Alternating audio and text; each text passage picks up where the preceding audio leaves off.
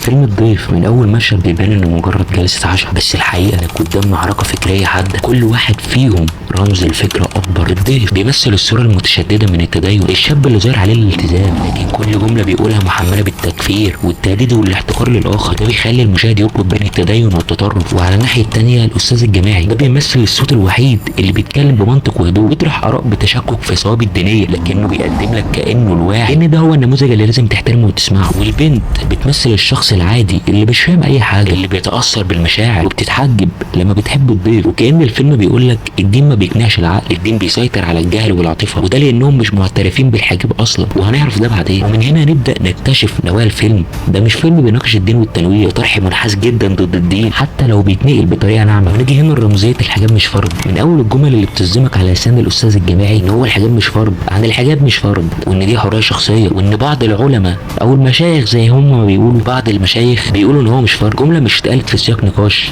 دي اتقالت حياه علميه، والمفروض كمشاهد تقتنع بيها، لان اللي قالها مش شيخ، ده استاذ مثقف. والحقيقه ان ده تناقض صريح مع اجماع جمهور العلماء اللي بياكدوا ان الحجاب فريضه قرانيه. بس في الفيلم صوت العلماء مش موجود، صوت الدين الحقيقي غايب، والبديل صوت واحد بس يحاول يعلمك دينك من غير مرجعيه. الفيلم كمان بيتكلم عن علماء الدين بسخريه، وبيكرر على لسان المفكر ان هم مش علماء، دول مشايخ، وبيقول لك ان كلمه علماء هي كبيره عليهم، وان كل اللي درسوا تفسير وحديث مكانتهم عمرها ما توصل لمكانه العلماء. والمصيبه ان ده بيتقال بنبره استعلاء، وكأن العلم الديني دي حاجه قديمه ما تنفعش في عصر التنوير. الخلاصه فيلم الضيف مش مجرد تجربه جريئه، طرح بيحاول يقول لك سيبك من الشيخ، اسمع للدكتور، الدين لازم يتفكك، والثوابت لازم نناقشها من اول وجديد، والتدين خطر لازم كلنا نحاصره. واللي حصل في الفيلم ما كانش نقاش، كان دعايه فكريه متقنه متغلفه في دراما داخل بيت. في النهايه قول لي رايك التحليلي في الكومنتات.